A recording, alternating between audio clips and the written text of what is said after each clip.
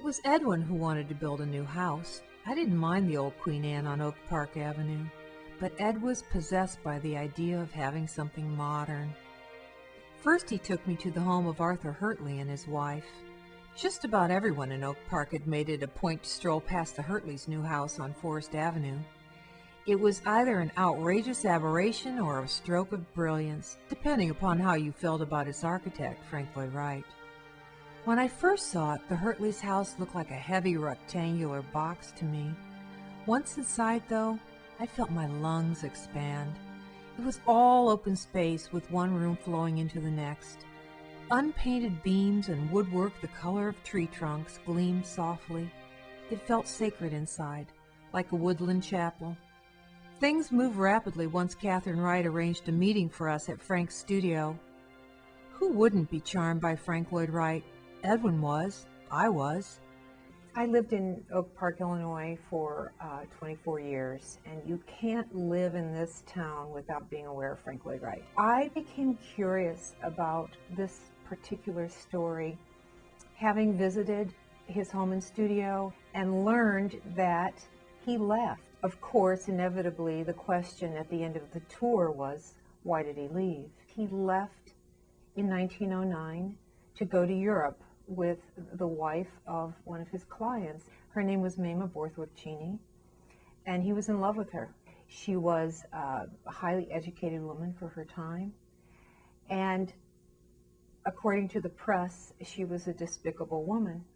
There was quite a press scandal at the time that she and Frank left and went to Europe. Ironically, I lived on East Avenue in Oak Park, and she did too. I had passed her house 100 times on my walks, and I knew it was a Frank Lloyd Wright house. But when I figured out it was her house, I became even more interested. And as I did research, I became hooked. The more I learned, the more I was pulled into the story. When Mamie came out for a burst of socializing, everyone seemed pleased to see her. Strong-minded was a word she heard from time to time about herself. It meant brainy, but she'd heard lovely, too. It was thought that no written correspondence remained of Mamie Borthwick.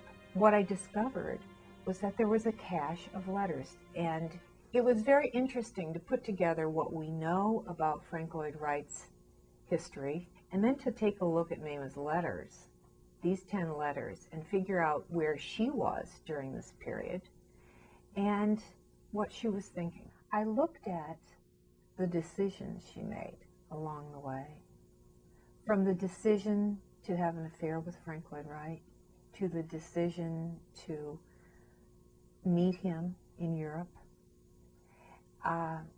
Each decision led to another decision.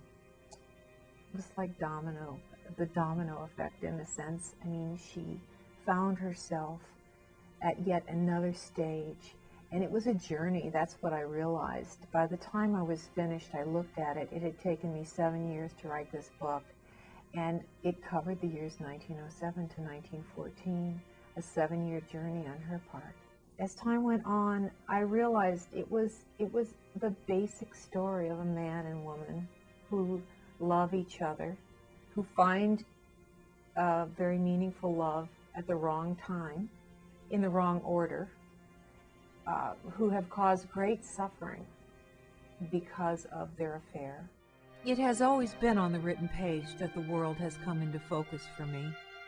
If I can piece all these bits of memory together with the diaries and letters and the scribbled thoughts that clutter my mind and bookshelves, then maybe I can explain what happened.